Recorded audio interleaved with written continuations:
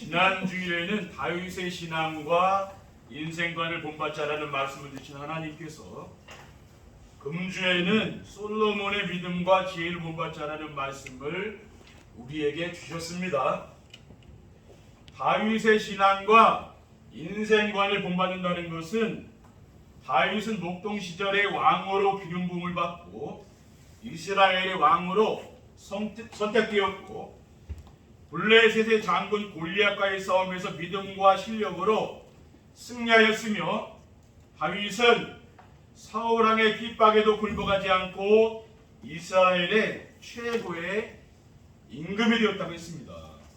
다윗의 신앙과 인생관을 본받으려면 하나님의 말씀을 읽고 묵상하며 암송하는 생활을 해야 되고 강단의 말씀을 듣고 기록하며 마음을 담는 정시배를 드려야 하며 세상을 두려워하지 말고 임마누엘의 축복을 누리며 세상을 정복해야 한다고 했습니다. 아멘.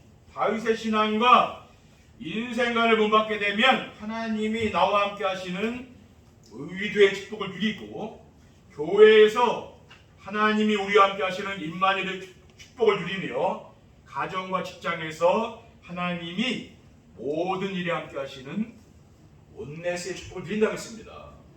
하나님이 이 시간에 주신 솔로몬의 믿음과 지혜를 본받자라는 말씀을 통해 하나님의 큰 은혜와 축복이 넘치시기를 주님의 이름으로 축원드립니다. 아멘. 솔로몬의 믿음과 지혜를 본받는다는 것은 무엇입니까? 솔로몬의 믿음과 지혜를 본받는다는 것은 솔로몬은 다윗과 우리아의 아내 밧세바의 사이에서 태어났습니다. 솔로몬은 어떻게 다윗과 우리아의 아내 밧세바의 사이에서 태어났습니까? 다윗은 우리아의 아내에게서 솔로몬을 낳았다고 했습니다. 마태복음 1장 1절에 아브라함과 다윗의 자손 예수 그리스도의 계보라. 예수 그리스도의 족보에 이 솔로몬이 있는 거죠. 6절에 보면은 다윗은 우리아의 아내에게서 솔로몬을 낳았다고 했어요. 그리고 다윗은 왕이 돼서 왕궁 옥상에 올라갔는데 옥상에서 보니까 목욕하는 여자가 문을 보게 됐습니다. 그래서 그 여자가 심히 아름다워 보였다고 했어요. 사무엘 41장 2절에 하절에 보면은 저녁에 다윗이 그의 침상에서 일어나 왕궁 옥상에서 거닐다가 그곳에서 보니 한 여인이 목욕을 하는데 심히 아름다워 보이는지라. 다윗이 사람을 보내 그 여인을 알아보게 하였더니 그가 이르되 그는 엘리암의 딸이요 햇사람 우리아의 아내 밧세바가 아니니까.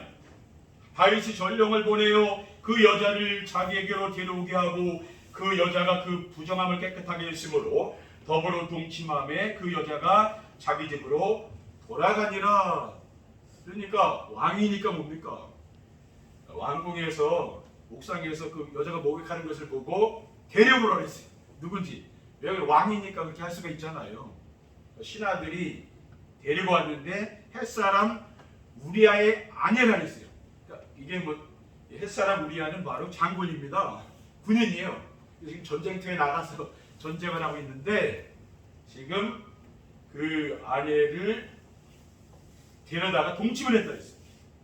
그래서 다윗이 잘한 일이 많은데 제일 성경의 악행이 뭐냐면 이것을 얘기하고 있어요. 성경에서요. 그래서 다윗 왕가에 엄청난 이런 일들이 일어났어요. 그 압살롬이 그 아들이 반역하지 않았습니까? 그런 뭐 피바람이 일어났거든요. 왜 그랬냐? 이 다른 여자의 아내를 데려왔기 때문에 이것이 가장 다윗이 크게 하나님 앞에서 큰 죄라고 했어요. 왜냐? 하나님은 죄에 대해 심판하는 거 아닙니까? 그렇죠? 그리고 다윗과 밧세바의 사이에서 솔로몬이 태어났습니다. 그래서 그 우리아라는 그 장군은 전쟁에 나가서 죽었어요. 그래서 그 아내를 데려다가 자기 아내를 삼은 겁니다.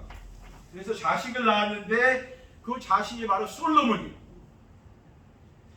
그러니까 솔로몬이 태어났는데 솔로몬에게 하나님이 여디디아라는 이름을 지어주셨는데 여호와께서 사랑하셨다는 뜻입니다. 사무엘하 12장 24절 25절에 다윗이 그의 아내 바세바를 위로하고 그에게 들어가 그와 동침하였더니 그가 아들을 낳음에 그의 이름을 솔로몬이라니라. 여호와께서 그를 사랑하사 선지자 나단을 보내어 그의 이름을 여디디아라 하시니 이는 여호와께서 사랑하셨기 때문이더라 라고 했습니다. 그래서 이제 솔로몬이 다윗의 뒤를 이어서 이스라엘의 왕이 됐습니다. 솔로몬은 다윗의 뒤를 이어 이스라엘의 지혜의 왕이 됐습니다. 솔로몬은 어떻게 다윗의 뒤를 이어 이스라엘의 지혜의 왕이 됐습니까? 솔로몬이 왕이 되어 처음으로 하나님께 지혜를 달랐어요. 오늘 이게 본문 말씀입니다.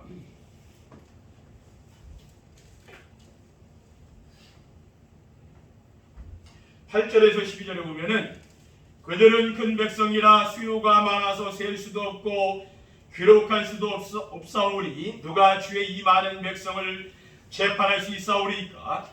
듣는 마음을 종에게 주사 주의 백성을 재판하여 선악을 분별하게 하옵소서. 솔로몬이 이것을 보아매 그 말씀이 주의 마음에 든지라. 이에 하나님이 그에게 이르시되 네가 이것을 구하도다. 자기를 위하여 장수도 구하지 아니하고 부도 구하지 아니하며 자기 원수의 생명도 멸하기도 구하지 아니하고 오직 송사를 듣고 분별하는 지혜를 구하였으니 내가 네 말대로 하여 네게 지혜롭고 총명한 마음을 주노니 네 앞에도 노와 같은 자가 없거니와 네 뒤에도 노와 같은 자가 일어남이 없으리라. 하나님께 1천 번제를 드리고 1,000마리의 양과 이 소, 이 짐승을 드린 겁니다. 하나님께 구약시대 예배잖아요. 그러니까 하나님 꿈에 나타나서 솔로몬에게 네가 소원이 뭐냐고 물어본 거예요. 그러니까 하나님께 백성들을 재판할 수 있는 지혜를 달라고. 그게 바로 하나님 마음에 딱 맞았다 그랬어요. 하나님이 솔로몬에게는 그 지혜를 준 겁니다. 그리고 솔로몬은 잠언에서 여호와를 경외하는 것이 지식의 근본이었습니다. 이 잠언, 전도서, 아가서 이게 다 누가 기록했냐면 솔로몬이 기록한 겁니다. 잠언 1장 7절에 여호와를 경외하는 것은 지식의 근본이거늘 미련한 자는 지혜의 언균을 멸시하느니라 했어요. 또 잠언 9장 10절에 여호와를 경외하는 것이 지혜의 근본이요 거룩하신 일을 아는 것이 명철입니다라고 하겠습니다. 그리고 세상의 온갖 부귀영화를 누린 솔로몬이 인생 말년에 철이 들어서 기록한 책이 바로 전도서예요. 자기가 인생을 다 살고 보니까 이렇다는 거예요. 전도서 1장 2절에 2절에 보면은 다윗의 아들 예루살렘 왕 전도자의 말이니라. 전도자가 이르되 헛되고 헛되며 헛되고 헛되니 모든 것이 헛되다. 내 인생 살아보니까 모든 게 헛되다 했어요. 전도서 12장 13절에 보면은 이래 결국을 다 들었으니 하나님을 경외하고 그의 명령대로 지킬지어다. 이것이 모든 사람의 본분이라. 하나님 말씀 순종하고 따라가는 그 말이에요. 나름은 헛되다는 말이에요. 하나님은 모든 행위와 모든 은밀한 일을 선악간에 심판한 일입니다. 그러니까 하나님은 여러분이 은밀한 데 지은 죄 있죠? 그것도 심판한다고 성경 기록. 그러니까 말씀 순종하고 따라가는 거예요.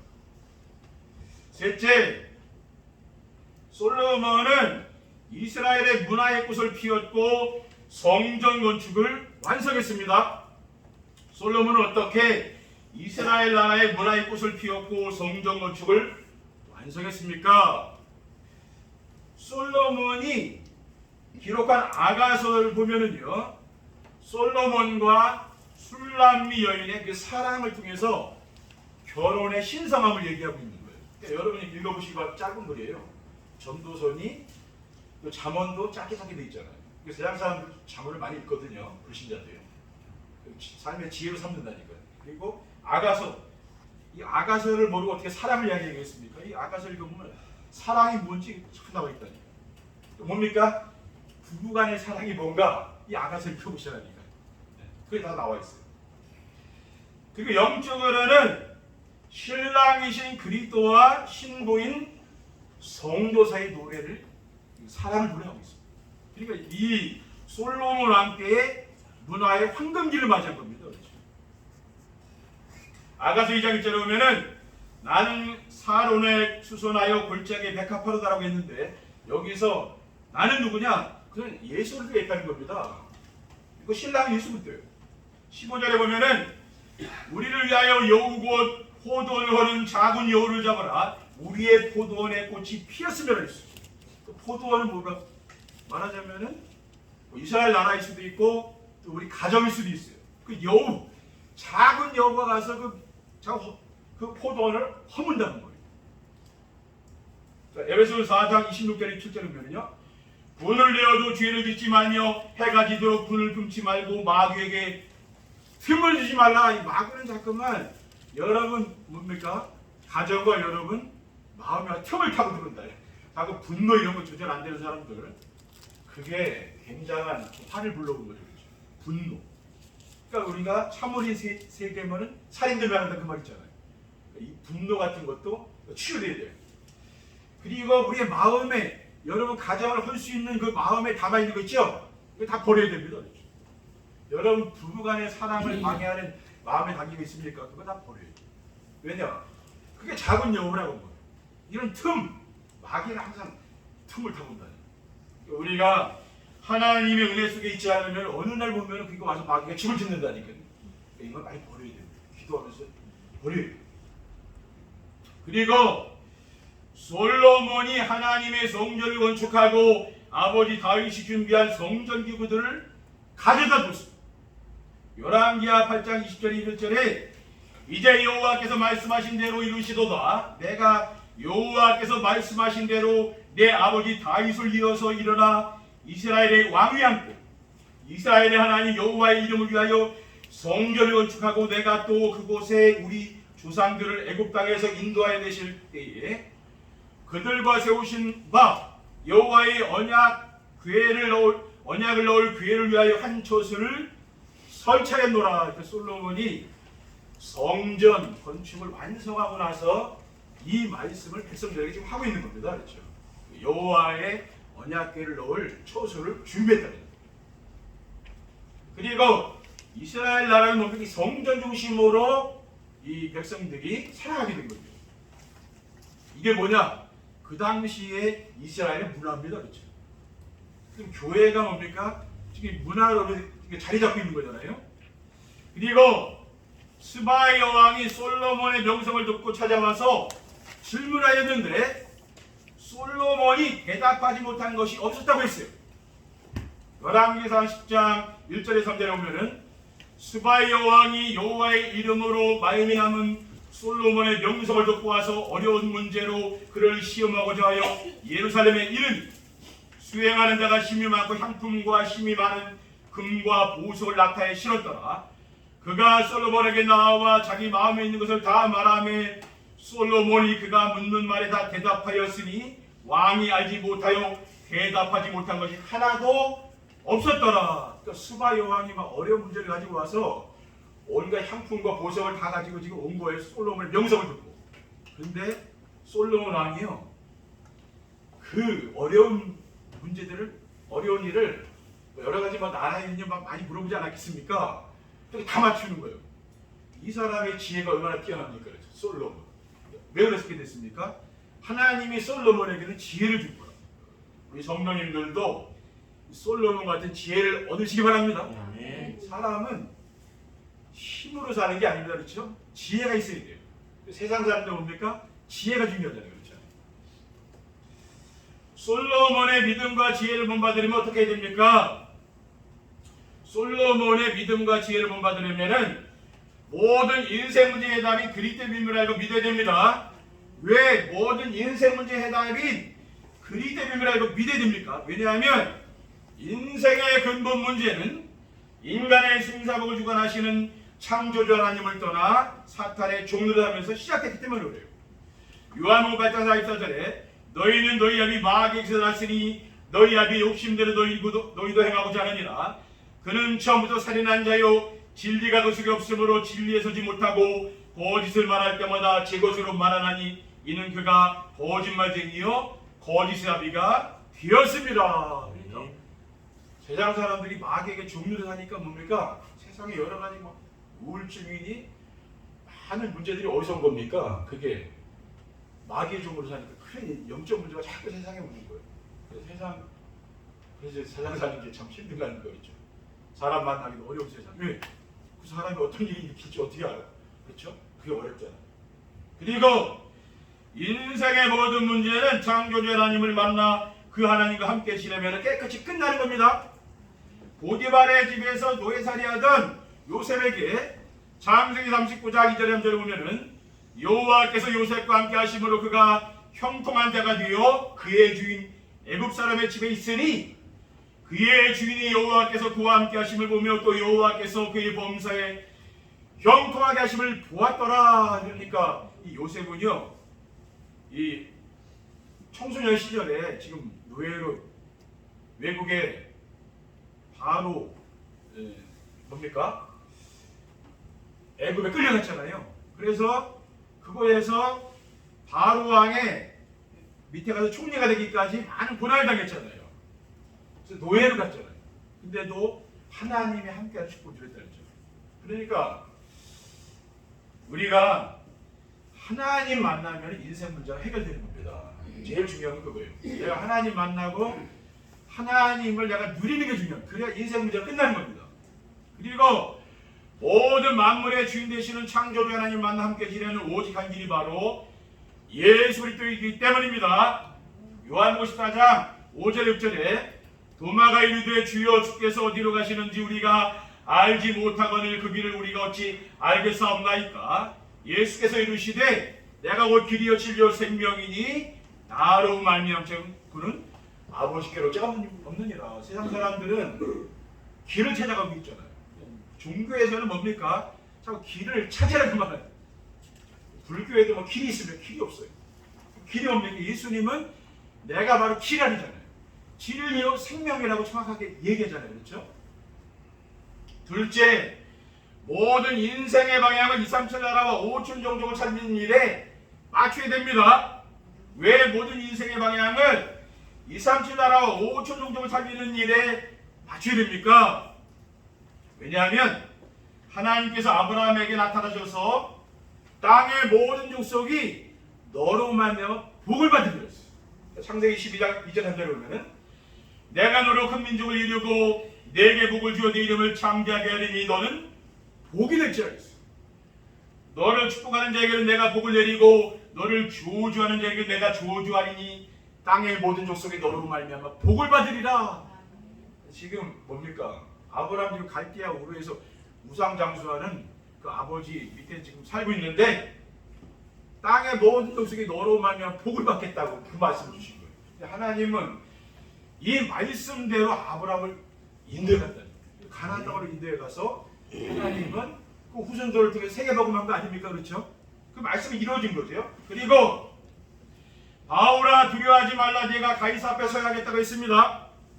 사도 바울이 풍랑이는 바다에 지금 다 죽게 된 거 아니에요. 배는 다 파손되고 어떻게 살겠어요 바다에서.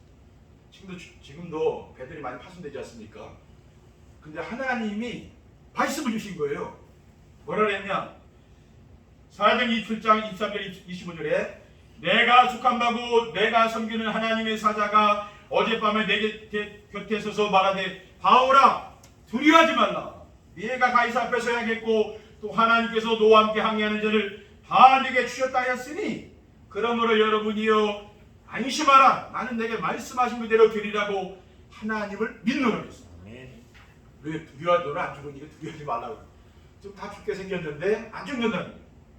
네가 가이사 앞에 서야 아니라 로마 황제 앞에 가야 되겠다고 말해요. 왜? 거기서 복음 전해야 되니까. 그러니까 이 말씀대로 하나님이 인도하는 겁니다. 우리 성도님들 두려워하지 마시기 바랍니다. 왜? 내가 너와 함께 하겠다 했잖아요. 그렇죠? 그리고 하나님은 모든 사람이 구원을 받으며 진리하기를 원한다고 했기 때문입니다. 디모데전서 2장 3절 4절에 보면은요. 이것이 우리 구주 하나님 앞에 선하고 받으실 만한 것이니 하나님은 모든 사람이 구원을 받으며 진리를 하는 데 이르기를 원하신다고 했습니다. 우리만 구원받는 게 아니고 우리가 만나는 그 모든 사람들이 그리스도를 구원받기 원한다고 말하죠. 셋째, 강단의 메시지를 하나님 말씀으로 믿고 기도해야 됩니다. 왜 강단의 메시지를 하나님 말씀으로 믿고 기도해야 됩니까? 왜냐하면 강단에 선포되는 말씀에는 하나님이 함께 하시는 임마누엘의 축복을 누리는 언약이 있기 때문에 그래요. 사도 바울은 갈라디아 2장 1절에 뭐라고 했습니까? 내가 그리스도 안에 십자가에 못 박혔나니 그러니 이제는 내가 사는 것이 아니라 오직 내 안에 그리스도가 산다 했습니다.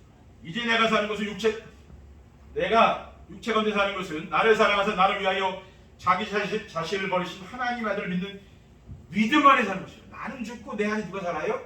그리스도가 산다 그랬죠. 사람들은 내가 살아서 막 역사하잖아요. 나는 죽고 내 안에 그리스도가 살아야 되는 거죠. 그래서 그리스도가 오시게 되면 어떻게 됩니까?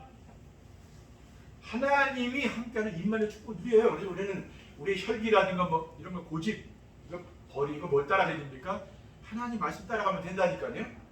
그리고 강단에 선포되는 말씀에는 삶 속에서 전도가 되어지는 미션이 있기 때문입니다.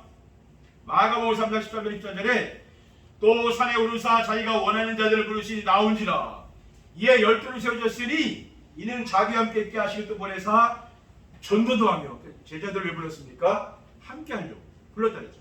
그리고 보내사 전도도 하며 그랬잖아요.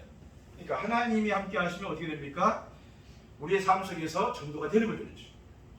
그리고 강단에 선포되는 말씀에는 성도들이 기도하여 응답받을 수 있는 비전이 있기 때문입니다.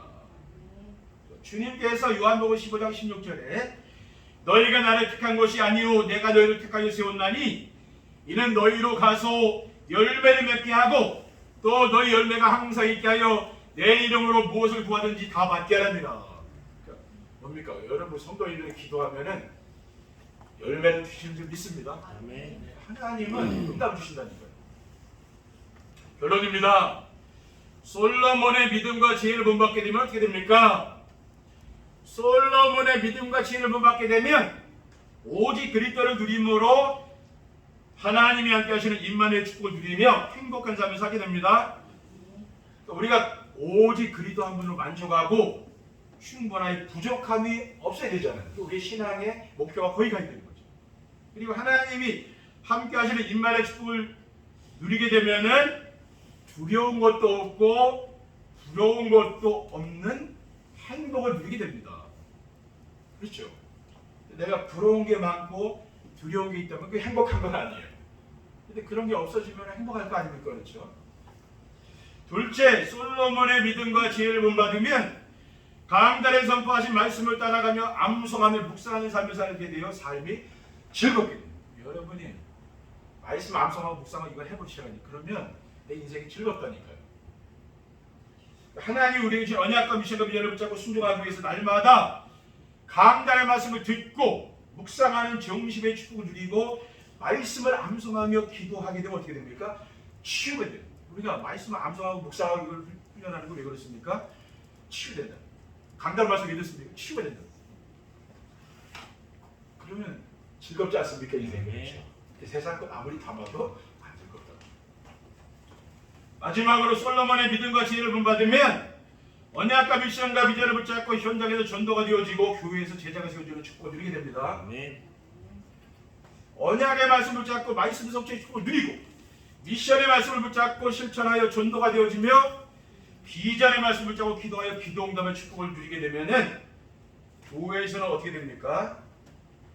행복한 삶을 사는 성도들을 부러워하는 제자들이 나게 됐습니다. 여러분 자녀들, 여러분 주변 사람들이요 이렇게 따라온다고 말이에요. 왜? 행복하니까. 그러니까 우리 교회는 사람들이 올 수밖에 없다니까요. 우리 성도님들이 행복해지면은 주변에서 오게 돼 있어요. 이거는 전도 안 해도 오게 돼 있어요. 여러분 전도하려고 하지 말고 여러분이 평안함과 행복을 누리시기 바랍니다.